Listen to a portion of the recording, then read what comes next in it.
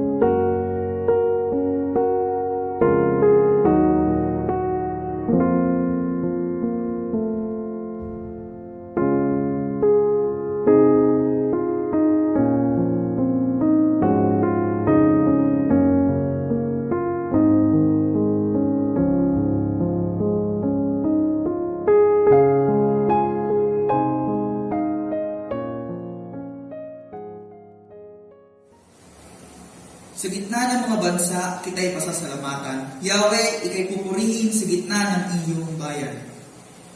Pag-ibig mong walang maliw ay abot sa kalangitan.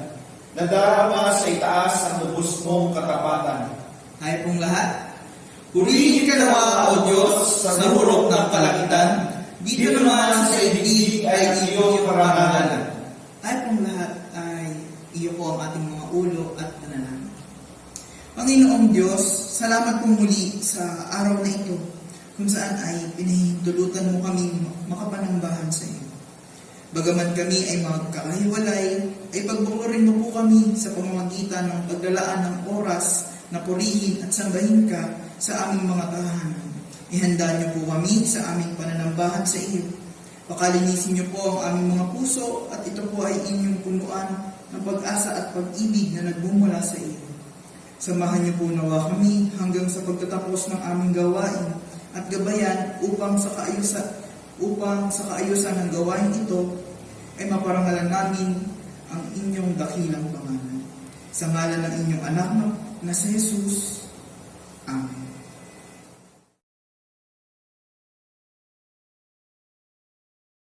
Magandang umaga po sa ating lahat. Tayo pong lahat ay umawit ng may papuri at kagalakan para sa ating Panginoon.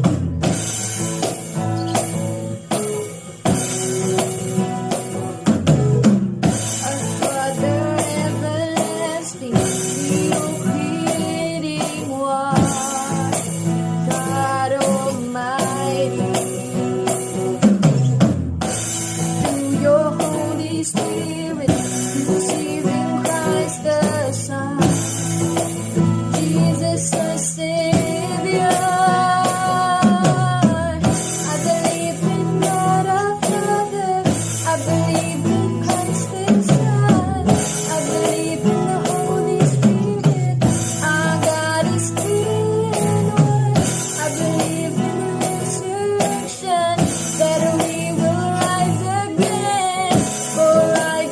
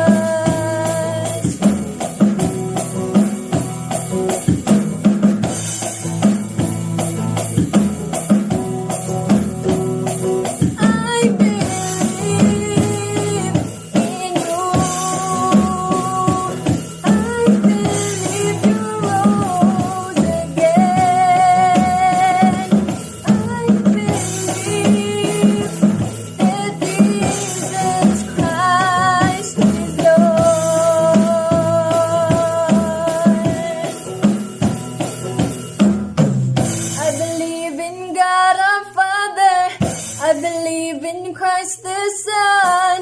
I believe in the Holy Spirit. Our God is three in one. I believe in the resurrection, that we will rise again. For I believe in the name of Jesus. I believe in God our Father. I believe in Christ the Son. I believe in the Holy Spirit. Our God is three in one. I believe in the resurrection, that we will rise again. For I believe in the name of Jesus. For I believe in the name of Jesus. For I believe in the name of Jesus. Patuloy po tayong umawit ng buong puso para sa ating Panginoon.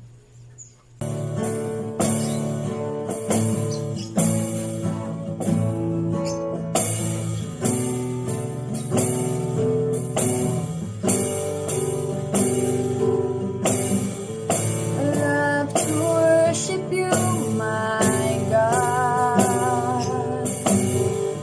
I love to worship you, my Lord, and see your Spirit fall in power, your love unfolding gifts from heaven. I love to worship you, my God. I love to worship you, my Lord, and feel your precious breath of heaven, your all-consuming love. Holy Spirit, come in power, change my heart. I want to live for you, my God. Let your Spirit come in power, change my life, that I may live for you, my Lord. Fall on us, O Lord.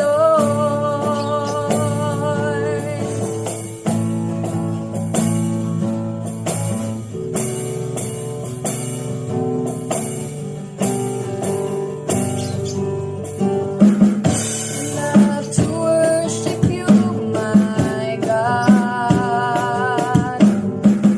I love to worship you, my Lord.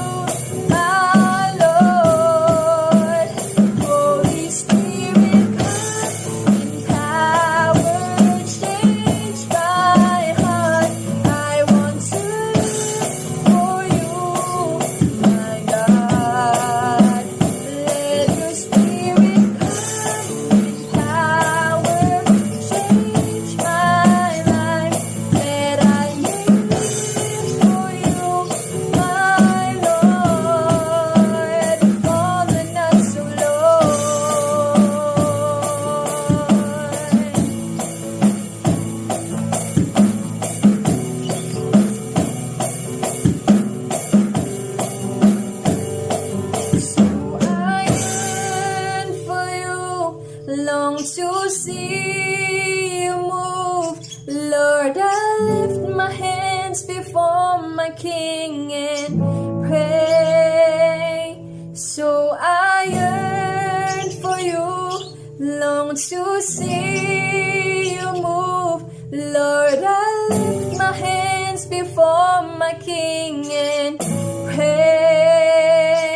So I yearn for you, long to see you move. Lord, I lift my hands before my King and pray.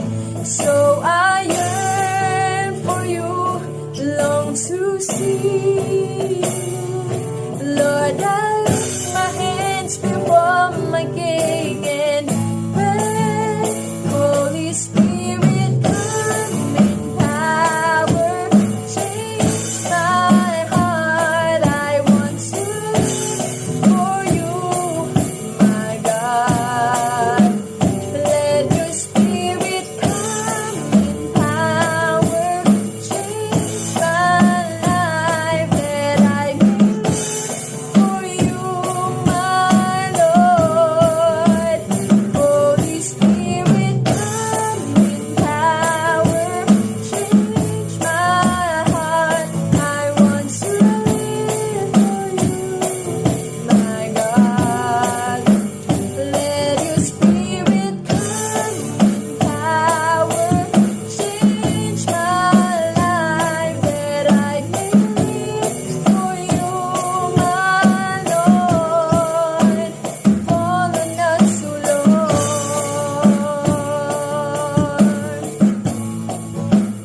Fall on us, O Lord.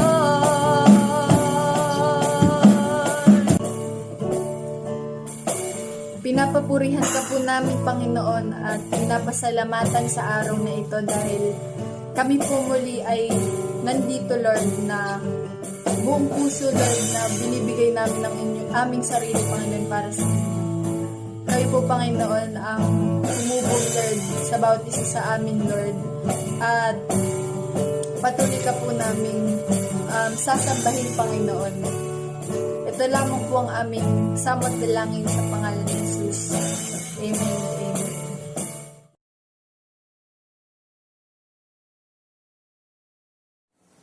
Ating pong ipahayag ang UECC Vision. Ang UECC ay isang iglesia may malalim na kapahayagan ng pananampalatayang nakabatay sa banal na kasulatan. Aktibong nakikibahagi sa dakilang atas na pinagkatiwala ng Panginoong Hesukristo at nagpapanumbalik ng sanglilikha sa Diyos hanggang sa kanyang muling pagdating.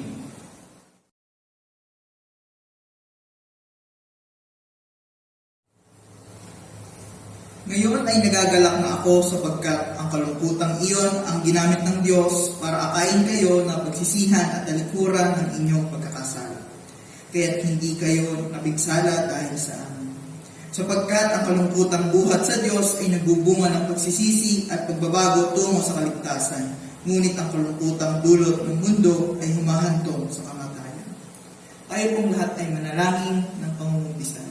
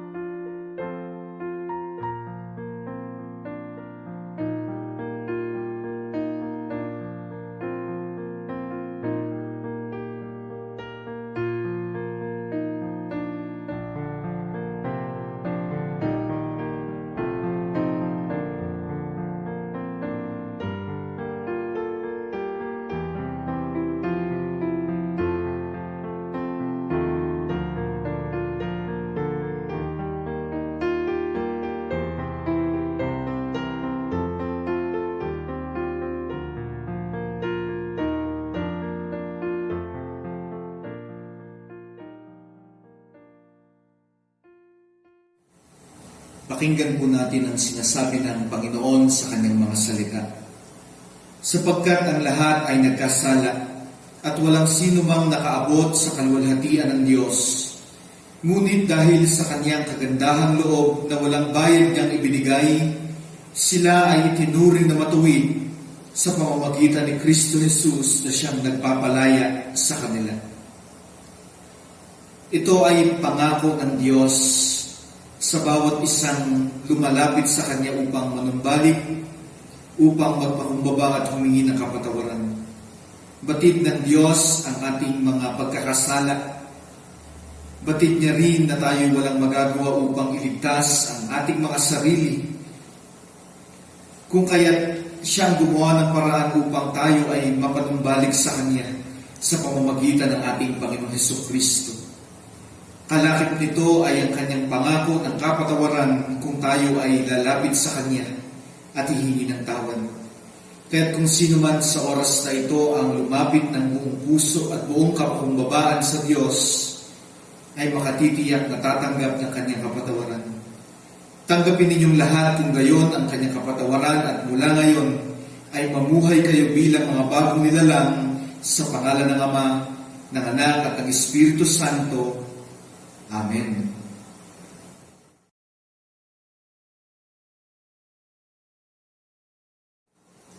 Para naman po sa ating mga balita at malasakit, Sunday worship service po, 8 a.m. pa rin po ito nagsisimula through Facebook Live at meron din po tayo sa YouTube.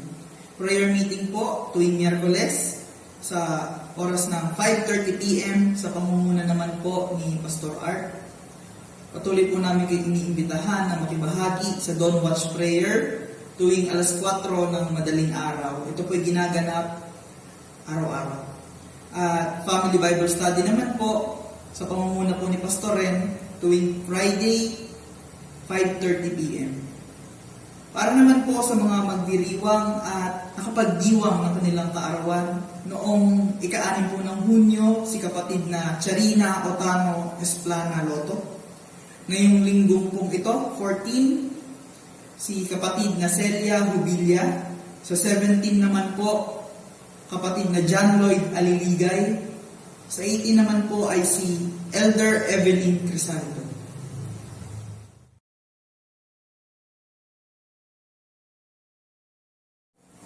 Tayo po'y manalangin, iupo po natin ang ating mga ulo. Dakilang Diyos na aming Ama at Panginoon naming lahat, na makapangyarihan sa lahat, nagmamayari ng aming mga buhay. Nagpapasalamat po kami sa iyong kabutihan, katapatan, sa patuloy na pagmamahal at pag-iingat niyo po sa aming mga buhay. Maraming salamat po sa Iglesia ng UECC, Osorio at AMF, sa patuloy na pangunguna at pagkilos niyo sa bawat iglesia. Tinataas po namin sa iyo ang bawat ministry ng iglesia ito, ang aming pong pananambahan, ang aming prayer ministry at ang Family Bible Study na kung saan kami ay maraming natutunan dahil sa pamumuno niyo sa buhay ng aming mga butihing pastor na ginagamit mo para magbahagi sa amin ng iyong banal na salita na magtuturo sa amin ng tamang pananampalataya, tamang pagsunod, pagmamahal sa iglesia at sa kapwa. At lubos naming maunawaan ang layunin niyo sa aming mga buhay. Naway patuloy niyo po itong pagpalain, ang bawat ministry, ang buhay ng aming mga pastor, mga kabahagi ng gawain ito, at kanila pong pamilya. Patuloy din po namin idinadalangin sa iyo ang buong pamilya ng UECC. Naway patuloy na pagpapala sa lahat ng aspeto ng aming mga buhay, lalo na po sa paglilingkod namin sa iyo. Naway patuloy niyo kaming samahan at pangunahan at gabayan ng iyong banal na Espiritu. Patatagin niyo po ang aming relasyon namin sa iyo, sa aming pamilya at sa aming kapwa. Gawin niyo po kaming mabuting mananampalataya, mabuting patotoo at nagkakaisang Kristiyano sa aming pong komunidad. Tulungan niyo po ang bawat pamilya na mas lalo pang tumatag, tumibay ang pananampalataya namin dahil sa kinakaharap namin pagsubok sa aming pamilya, sa aming kapwa, lalo na po sa aming bansa dahil sa COVID na ito. Patuloy niyo po kaming ingatan at proteksyonan, ilayo sa lahat ng anumang pong sakit, karamdaman, kapahamakan sa sakuna. Pagpalain niyo din po ang lahat ng may COVID saan man dako ng bansa naroon. Naway hawakan niyo po sila ng iyong pumapagpalang kamay at padaluyin nawa sa kanila ang kumpletong kagalingan at kalakasan na nagbubuhat sa iyo. At patuloy nila sila ay manampalataya, magpuri at magpasalamat sa kabutihan niyo sa kanilang mga buhay.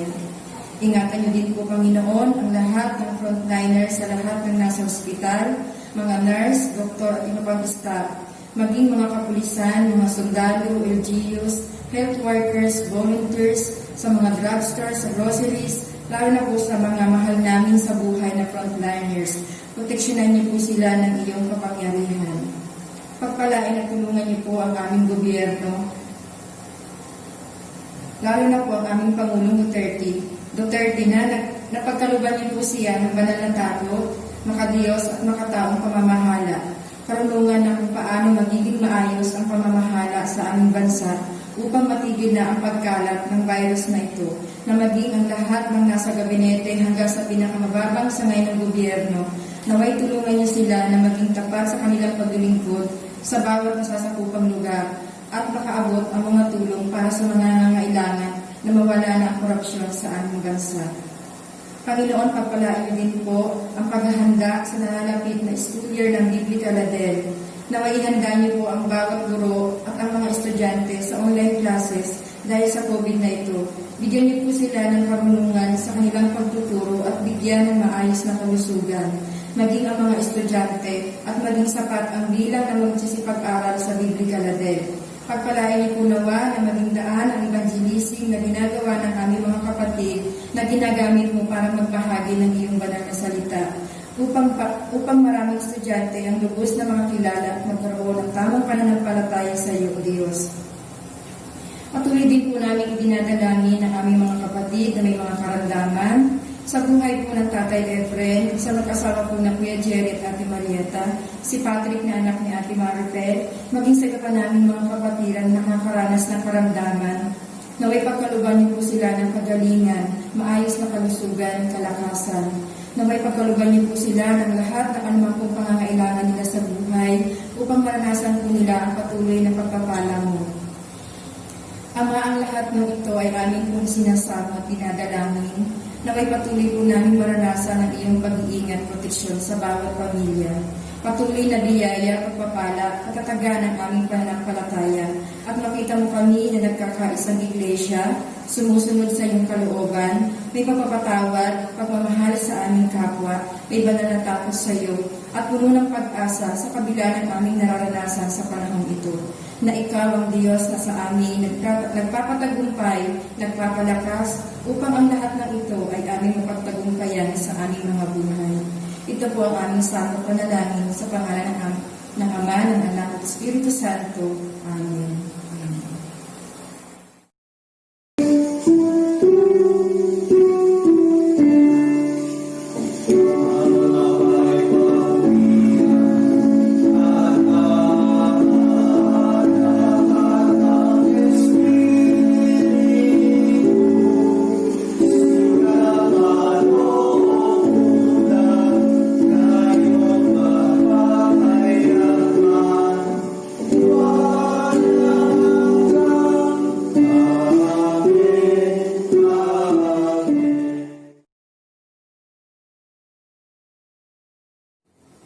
Makibukas po kayo sa akin, sa aklat ng Lucas, Kabanatang 5, talatang 33 hanggang 39.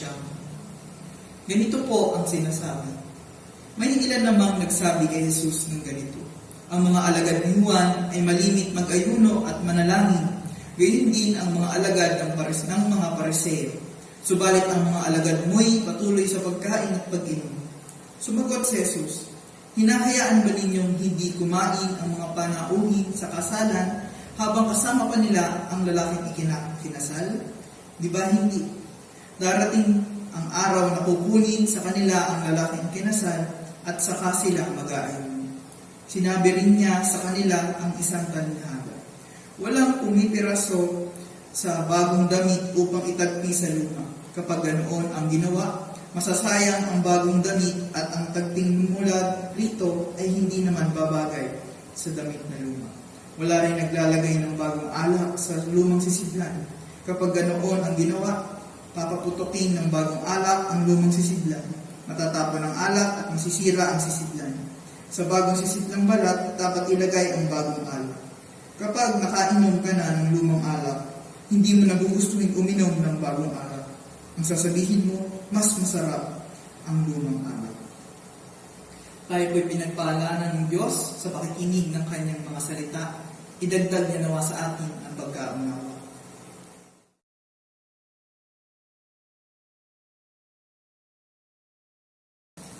Tayo po'y saglit na manalangin. Dakilang Diyos na aming magulang, kami po ay nagpapasalamat sa iyo sa umaga nito na iyong ipinagkaloob sa amin, na ang iyong mga salita ay muli namin mapagbulayan. Dalangin namin na ang iyong banal na Espiritu ang patuloy na magministeryo sa bawat isa sa amin, nang sa gayon habang kami nagugulay-gulay sa iyong mga salita, maunawaan namin ito at maging itong kapahayagan ng aming mga buhay. Dinadalangin din namin sa iyo, Ama, na alisin mo sa aming kalagitnaan ang anumang hadlang, upang sa gayon ang iyong mga mensahe ay lubusan namin matanggap. At dahil dito, Diyos, kami ay makapagbigay sa iyo ng luwalhati at papuri sa pangalan ng aming Panginoong Hesus. Amen. Nais ko pong simulan ang mensahe ng Panginoon sa umagang ito sa pamamagitan ng isang ilustrasyon na meron daw pong isang lalaki na bantay ng parola o lighthouse na nasanay ng magpailaw nito upang maiwasan ang mga barkong dadako sa lugar na yon ang maaksidente. Yung nasabi pong lugar ay sobrang napakadilim, kaya kung hindi maiilawan ang parola, ay tiyak na maaaksidente ang barkong dadan doon at marami ang mamamatay. Ang bantay po ito ay laging binibigyan ng pang-isang buwang supply ng gas upang masigurong hindi mawawala ng ilaw ang parola. Ngunit isang panahon po, habang siya nagbabantay, ay may lumapit sa kanya upang humingi ng gas dahil kailangan ng ilaw sa kanilang tahanan para sa bagong nanganak na kanyang asawa. At naulit po ito, may lumapit uli sa kanya na humingi rin sa kanya ng gas dahil kakailanganin sa pag-aaral ng anak sa gabi. Kung kaya mga kapatid, binigyan niya rin ito. Nakita po ito ng mga kapitbahay at sila ay nagsipaghingi rin ng gas doon sa lalaki. At dahil maganda ang kanyang kalooban, pinagbibigyan niya rin ng gas yung mga kapitbahay. Isang gabi po ay may parating na barko. Kung kaya dali-dali siyang pumunta sa lagayan ng gas. Ang malungkot po, nang titingnan niya ng gas ay wala na itong laman. Kung kaya hindi niya nasindihan ang parola. Dahil po dito, na-aksidente ang malaking barko at napakaraming namatay. Nang magkaroon po ng investigasyon, tinanong ng ang bantay kung bakit hindi napailawan ng parola. Sinabi niya na naubusan siya ng gas dahil marami ang humingi sa kanya ng gas. Kaya sinabi sa kanya ng nag-imbestiga, binigyan ka ng gas, hindi para ipamigay mo sa mga bahayan, kundi para gamitin sa parola upang maiwasan ang aksidente.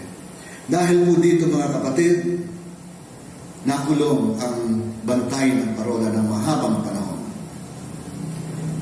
Mali po ba mga kapatid ang tumulong? Hindi po. Ngunit ang mali dahil ginamit niya yung gas sa bagay na hindi naman yon ang dapat paggamitan. Tayo po ba, saan po natin ginagamit ang ating buhay? Sinasabi natin na tayo pinili at tinawag ng ating Panginoon para sa Kanya, ngunit saan po ba natin natatagpuan ang ating buhay? Maaaring ginagamit natin ang ating buhay sa inaakala natin mabubuting bagay sa ating buhay. Ngunit ang tanong pa rin po, saan natin ito ginagamit? Ito ba ay nagagamit natin para sa layunin ng Diyos ayon sa Kanyang pagkakatawag sa atin? Nais ko po ito mga kapatid na gawing tungtungan sa ating mensahe sa umagang ito. Ang konteksto po ng parabolang ating binasa ay nagsimula ng tawagin ng Panginoong Hesus ang isang lalaking maniningil ng buwis upang kanyang maging alagad. Ang lalaki pong ito ay si Levi, na kalaunan ay tinawag na Mateo. Nang siya po ay tawagin ng Panginoon, agad siyang tumalima at kasunod nito, inanyayahan niya ang Panginoong Hesus sa isang piging doon sa kanyang tahanan. At inanyayahan niya rin yung mga kapwa niya publikano. At habang sila ay nagkakainan, tinuligsa ang Panginoong Hesus ng mga Pariseo. Sinabi nila, kung matuwid na ang taong ito, bakit nakikikain siya sa mga makasalanan? Sinagot sila ng Panginoong Hesus na hindi nangangailangan ng manggagamot ang taong walang sakit. Gayun din naman tinanong siya ng mga alagad ni Juan na nagbabautismo kung bakit ang kanyang mga alagad ay hindi nag-aayuno samantalang ang mga Pariseo at silang mga alagad ni Juan ay nag-aayuno bilang tanda ng kabanalan ng mga Israelita. Sinabi naman ng ating Panginoong Hesus na hindi kailangan mag-ayuno ang mga panauhin sa kasalan habang kasama nila ang lalaking ikakasal. Darating ang araw na kukunin na ang lalaking ikakasal sa kapalamang sila mag-aayuno. Makikita po natin na para sa mga Pariseo at mga alagad ni Juan, ang pag-aayuno ay isa sa mga pangunahing gawain ng kabanalan. Para sa kanila, kailangan itong gawin bilang tanda ng pagpapakabanal at para sa kanila, ang mataligtaang gawin ang bagay na ito ay isang malaking kalapastanganan sa batas ng Judaismo. Sa kanilang pananampalataya, ganun din sa harapan ng Diyos. Alam niyo mga kapatid, totoo na ang pag-aayuno ay iniutos sa lumang tipan. Makikita natin maging ang Panginoong Hesus ay gumawa din ng gayon. Ngunit kung ang paggawa nito ay isa nang naging mayor na bagay sa ating buhay upang masabi natin na tayo banal at may mataas na espiritualidad kaysa sa iba, merong mali sa ating pagkaunawa sa pagsasagawa nito. Sapagkat bilang iglesia, nauunawaan natin na hindi makukuha sa paggawa ng anumang bagay na tinatawag natin o inaakala nating matuwid o banal ang kabanalan, kundi sa ginawa lamang ng ating Diyos sa pamamagitan ng ating Panginoong Jesucristo. Ipinauunawa sa atin ang pag-aayuno o hindi pag-aayuno ay hindi nakakabawas ng ating kabanalan. Ito ay ginagawa ng isang tao bilang tanda ng pagkilala ng kabutihan ng Diyos sa kanyang buhay at gayon din naman sa pagpapahayag na maunawaan niya o nauunawaan niya ang mga kalooban ng Diyos sa kanyang buhay. Ngunit hindi ito pangunahing bagay para sa ating iglesia. Tama na sundin natin ang mga bagay na ipinagagawa sa kautusan, ngunit hindi ito ang pangunahing bagay sa atin. Kailangan nating maunawaan na ang pinakamahalaga ay ang maunawaan natin ang pag-ibig ng Diyos at ipamuhay natin ang pag-ibig na ito na itinuturo niya sa atin. Na kung tayo ay gagawa man ng anumang bagay na mabuti, ito ay hindi upang makakuha ng pabor sa Diyos o makita tayong banal, kundi dahil tayo ay nagpapahayag ng ating pag-ibig sa Kanya.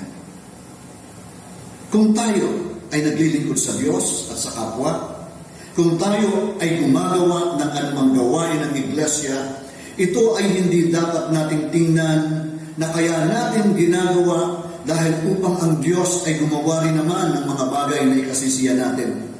Ang ganitong kaisipan ay kaisipan ng taong hindi alam kung anong nais ng Diyos sa atin. Sapagkat malinaw sa banal na kasulatan na tayo ay gumagawa dahil sa kabutihang loob ng Diyos sa atin. At bilang tanda ng ating kagalakan sa kabutihan niya sa atin, wala tayong magawa kundi ang tumugon sa kanyang kalooban na may kagalakan. Ang isang malungkot na katotohanan ngayon, maraming Kristiyano ang hindi nakakaalis sa kaisipang pagano. Na kaya sila ay gumagawa dahil iniisip lang doon sila maliligtas at doon din nila mapapakilos ang Diyos.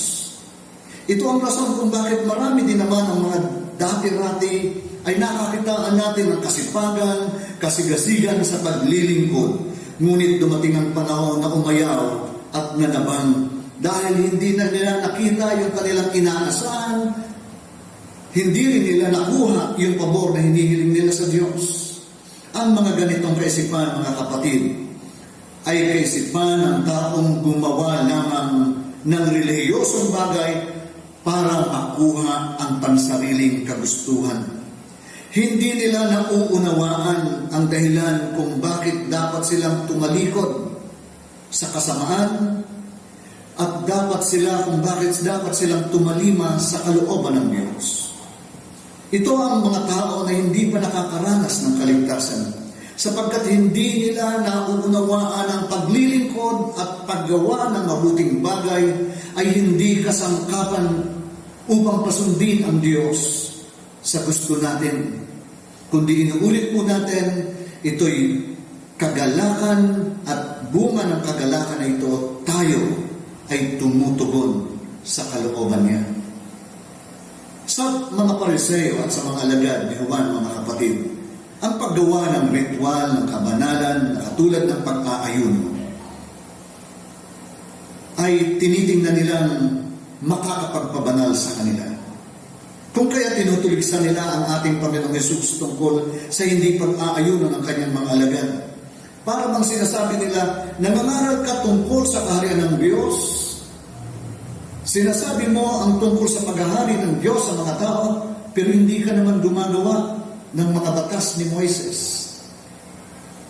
Sinagot din naman ang Panginoon, mali na mag-ayuno ang mga panauhin ng lalaking ikakasal habang kasama nila ito.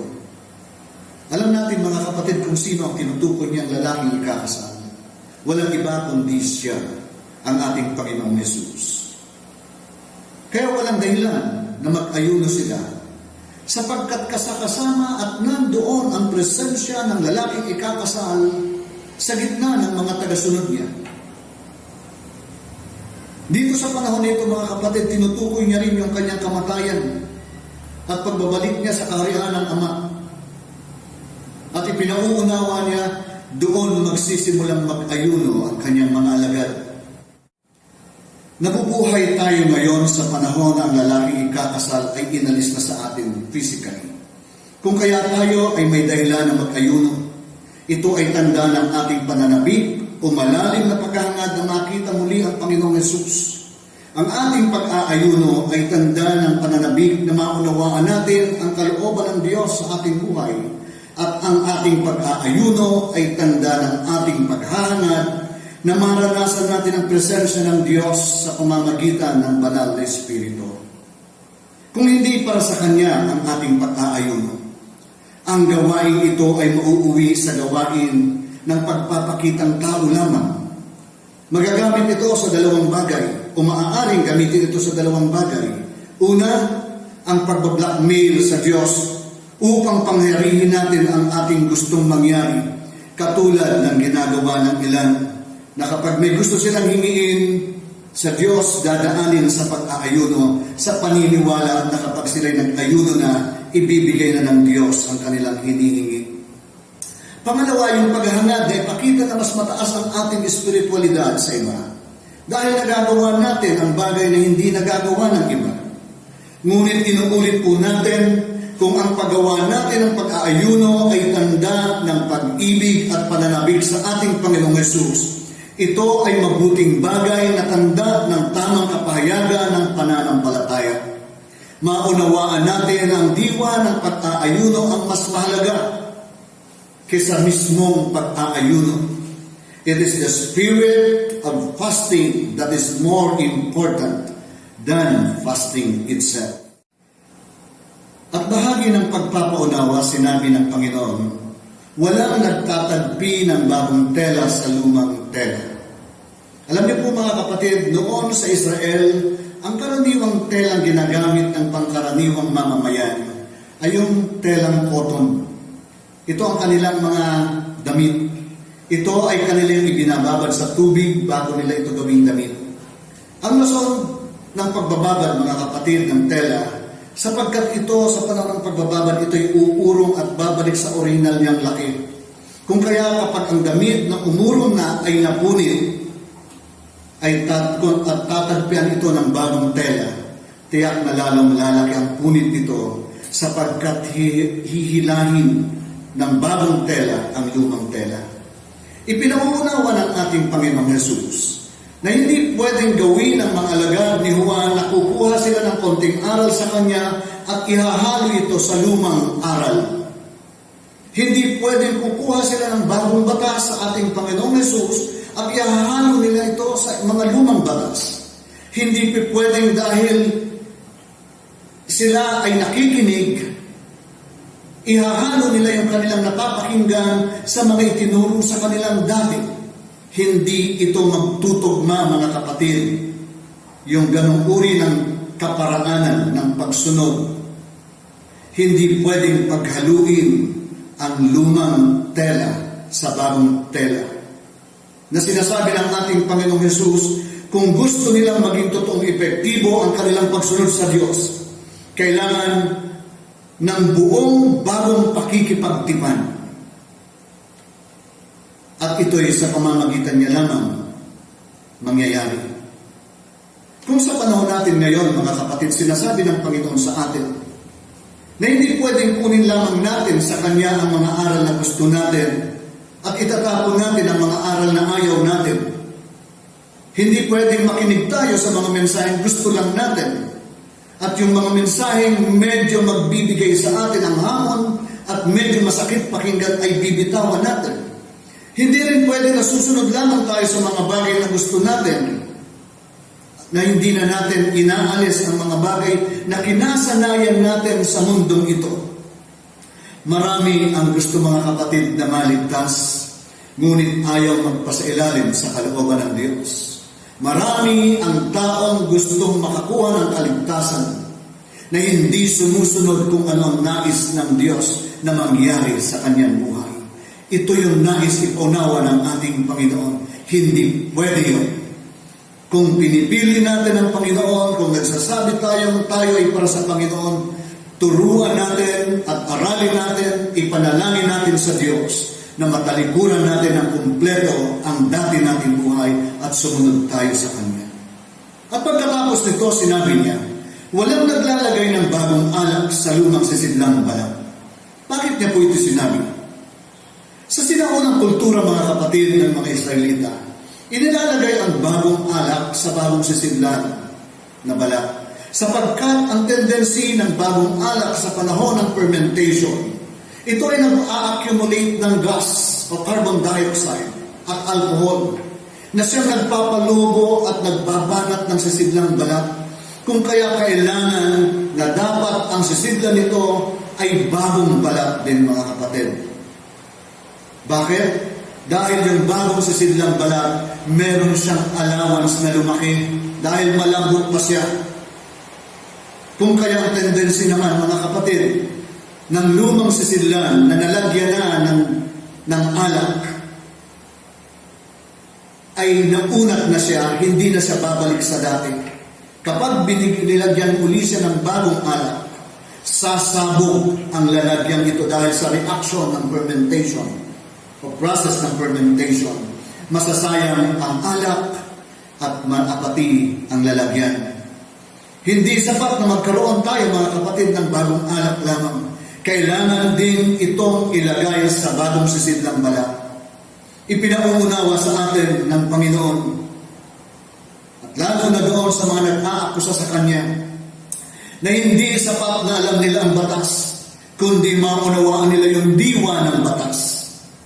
Hindi sinasabi ng Panginoong Hesus na walang halaga yung dating batas, kundi ang nais niyang sabihin ay ang maunawaan nila ang tamang layunin ng Diyos kung bakit niya ginawa yung mga batas. Dahil kung hindi nila ito uunawain, magagamit nila ito sa maling paggamit, kagaya ng nangyayari sa kanila sa panahon na yon. Binibigyan diin ng Panginoong Hesus na ang mga batas ay ibinigay hindi sa layunin na magmukha silang banal, Ibinigay ito ng Diyos dahil sa kanyang pagmamalasakit at pag-ibig sa kanila upang sila'y mabuhay.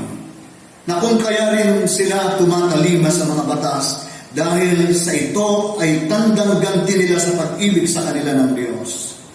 Ang pagsunod sa batas ay tugon sa pag-ibig ng Diyos, kapahayagan ng pag-ibig natin sa Diyos. Marami na ang napapagod ng sumunod sa Diyos because they've been trying to prove to other people and to God that they are good people. They use their calling not for God's purpose but for other purposes, in their own purpose.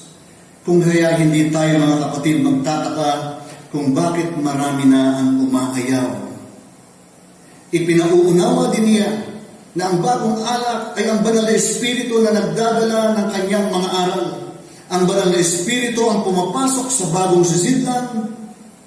At tandaan natin mga kapatid, inuulit natin, hindi papasok ang banal na espiritu sa isang taong hindi ginawang bagong sisidlan ng ating Panginoong Hesus. Hindi papasok ang banal na espiritu sa isang tao na nagnanais manatiling mabuhay sa lumang pamumuhay. Ipinauunawa din naman sa atin na ang pagkakaloob ng banal na espiritu sa isang tao ay hindi makukuha sa simpleng seremonya na katulad ng mga nakikita natin ginagawa ngayon. Kailangan na ikaw ay naslain o mangisay o maglupasay sa kaiiyak. Mga kapatid, ang gawain ito ay inimbento lamang ng ilang relihiyosong tao na hindi inuunawa ang kaparaanan ng pagkilos ng banal na espiritu ayon sa banal na kasulatan. Kailanman hindi iyon ang kapahayagan ng banal na espiritu. Tahasan nating masasabi kung gayon, hindi kailanman itinuro ng banal na kasulatan o ng salita ng Diyos na ang taong pinapasok o ini-inspire o ini-empower ng banal na espiritu ay nangingisay o natutumba. Ni ang ating Panginoong Hesus hindi nagturo ng ganito. Kaya huwag po tayong madadaya sa uri ng kaparaanan yon. Tingnan po natin ang karakteristik ng bagong alak. Kung paano ito gumagalaw mula sa sisidlang balat. Dahil ganun din halos ang ginagawa ng banal na espiritu sa taong binibigyan niya ng kapangyarihan o taong kanyang pinananahanan. Kapag ang bagong alak ay inilagay na po sa sisidlang balat, makita natin na ito ay mayroong kakayahang baguhin ang hugis ng sisidlang balat dahil sa pamumuo ng gas at alkohol sa loob nito. Ibig sabihin, nagbabago ang tao. That is the sign of the indwelling of the Holy Spirit. The empowerment of the Holy Spirit. It has the power to change us. Ganyan ang trabaho ng banal na espiritu ng Diyos.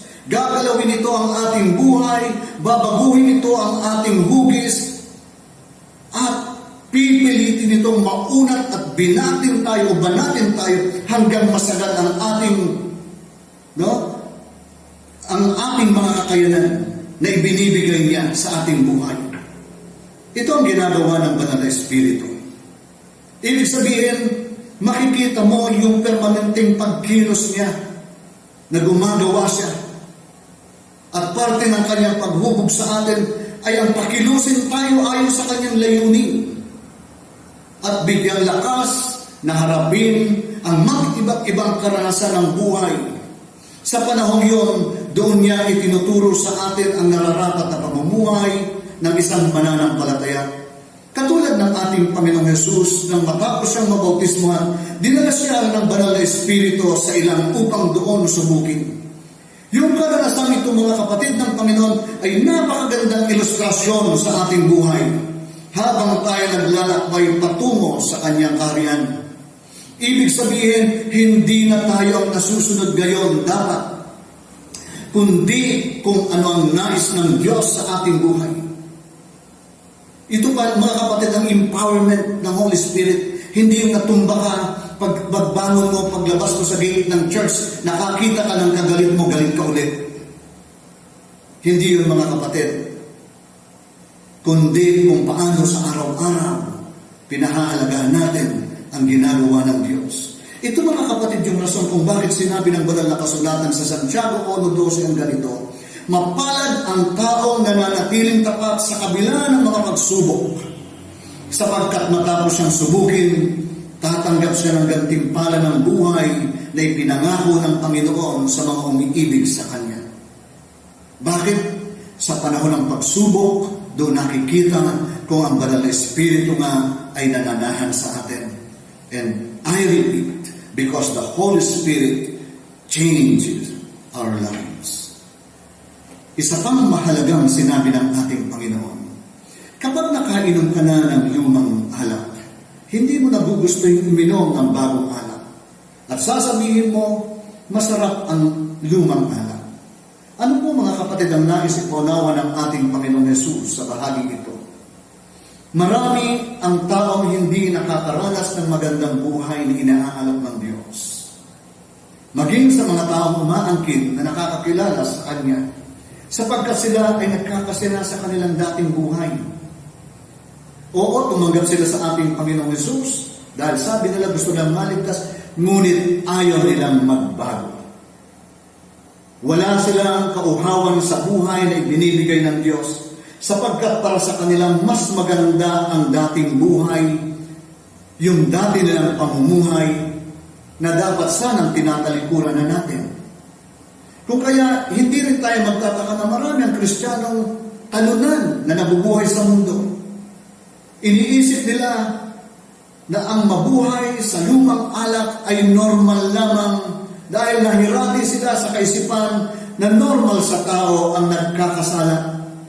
Alam niyo mga kapatid, ito yung pinakamabigat na pandaraya ni Satanas. Na akalain natin na normal sa atin ang gumawa ng mga kasalanan at sinasabi natin, kaunti lang naman yun.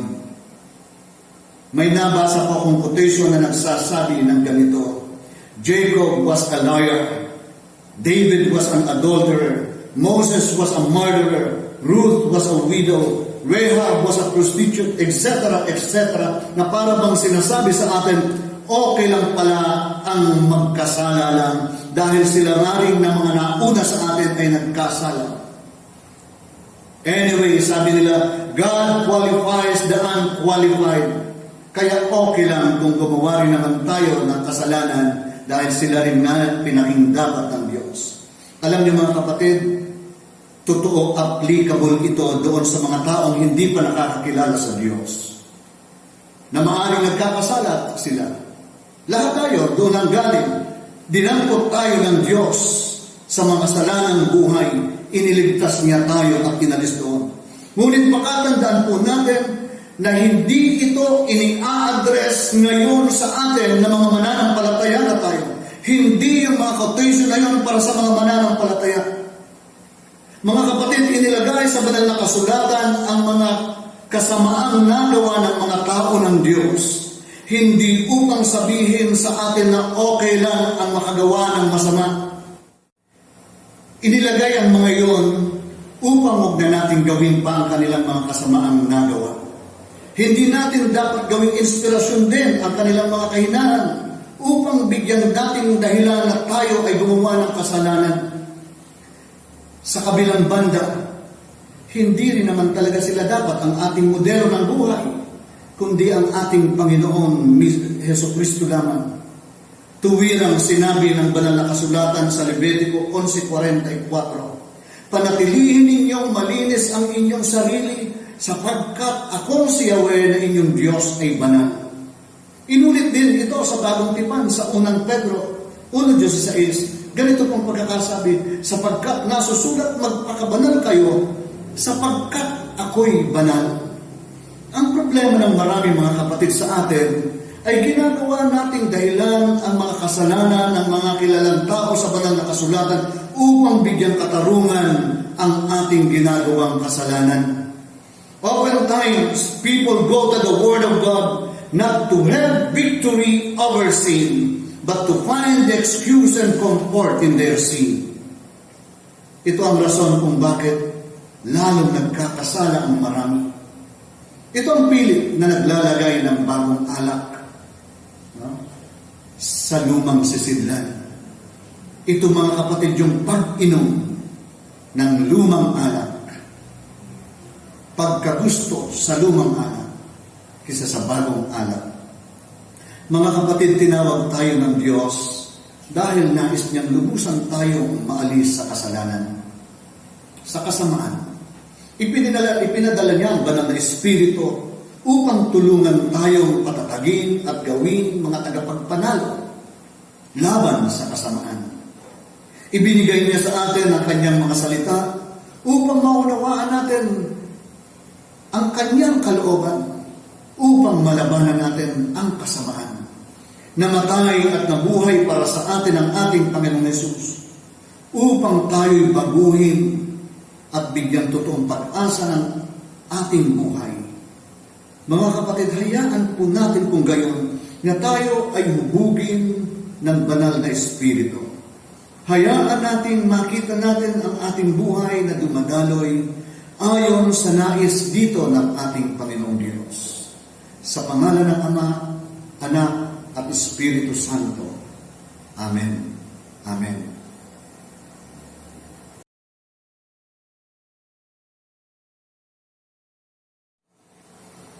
Ang anumang pangako ko'y dadalhin ko sa iyo. O Diyos, ang alay ng pasalamat ay sa iyo ihahandog. Kung ating pong mga kaloob ay handa na, pwede po natin ito ipalang sa ating group chat sa UECC announcement, o kaya naman po ay ating tawagan o i-text ang ating mga deacons sa pangunguna po ng ating kapatid na Tina. Tayo po ay masayang magkaloob sa ating Panginoon.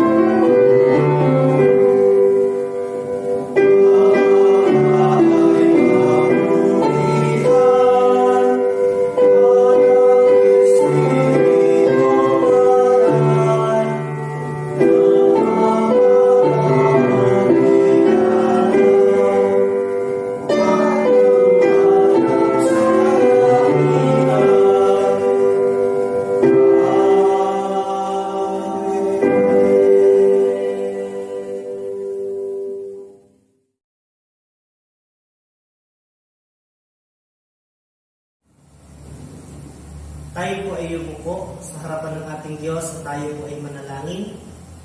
Ama naming banal na makapangyarihang Diyos, nagpapasalamat kami sa umagang ito na ipinagkaloob mo sa amin.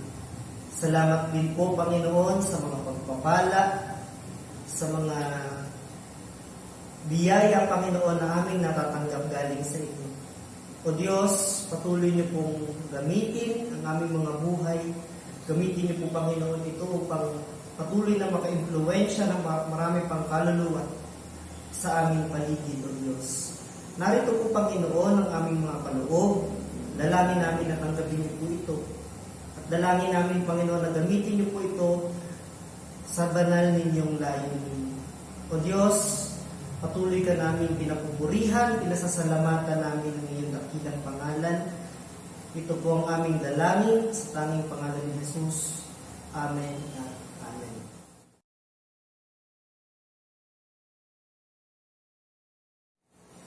Tayo po ay magwakas sa pananalangin.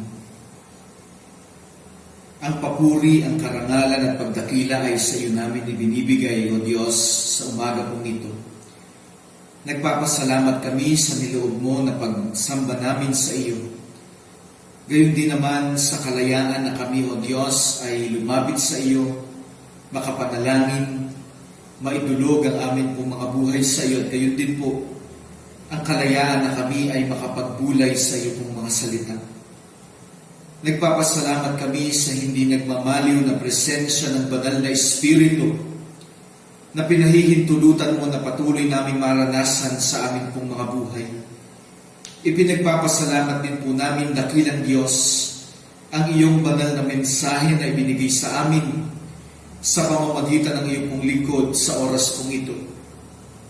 Tulungan mo kami na ang iyong mga salita ay manahan sa aming mga puso. Ito ang patuloy na mamutawi sa aming mga bibig. At ito po, O Diyos, ang patuloy naming malakaran sa aming mga buhay. Sa gayon, kagaya po ng iyong kapahayagan sa amin sa oras na ito, patuloy kaming magkaroon ng bagong buhay, isang bagong sisidlan, O Diyos, upang malagyan ng panibagong alak na simbolo ng presensya ng aming Panginoon Jesus at ng pagkilos ng banal na Espiritu sa amin. At patuloy na pahalagahan namin, O Diyos, ang bagong buhay na ipinagkaloob mo po sa amin, kung paanong patuloy na dapat naming pahalagahan ang aming bautismo. Gayon din, O Diyos, patuloy na ang bago o ang proseso ng pagpapanibagong buhay ay pahalagahan namin at sikapin namin, O Diyos, na palaging mamuhay sa iyo pong kalooban. Batid mo, dakilang Diyos, ang aming sitwasyon sa oras pong ito. Kami man po ay may mga problemang dinadaanan sa personal na aspeto ng aming buhay, gayon din naman po sa aming pong pamilya, na naapektuhan, O Diyos, ng mga pangyayari sa aming paligid, at maging ito man ay nagmula, O Diyos, sa kaloob-looban ng aming pong katauhan. Kayo po ang patuloy na kumatagpo sa amin. Bigyan mo kami patuloy ng kalakasan ng pananampalataya. Turuan mo kami, O Diyos, na patuloy na magtiwala sa iyo at palaging humingi ng karunungan sa iyo at umasa palagi sa gabay ng banal na Espiritu upang sa pagharap namin sa mga hamon ng buhay, makatugon po kami sa makadiyos na kaparaanan at hindi masunod ang aming mga kagustuhan.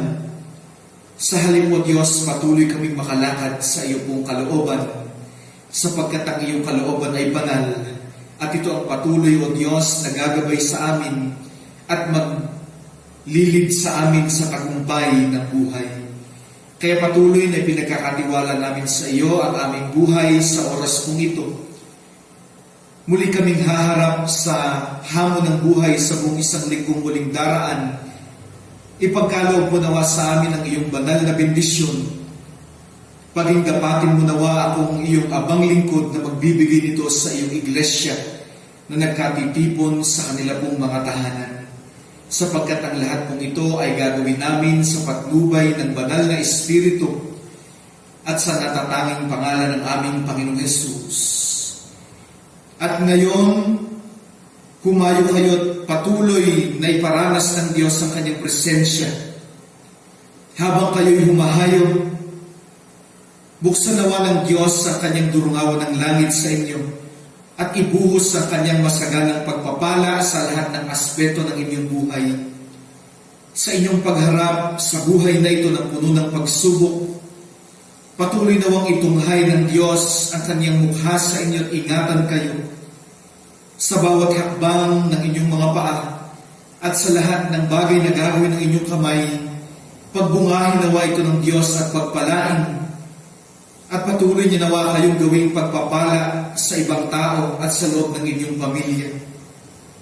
Panatilihin nawa ng Diyos na sariwa sa inyong mga puso ang kaligtasang ating tinatanggap mula sa ating Panginoong Hesus upang manatili rin dalisay ang inyong buong pagkatao, ang inyong lupang katawan ng Espiritu at kaluluwa hanggang sa kanyang muling pagdating. Patuloy kayong humayo at baunin, taglayin ang pagpapala at ang buhay na nagbumula sa nag-iisang Diyos Ama, Anak at Espiritu Santo. Amen.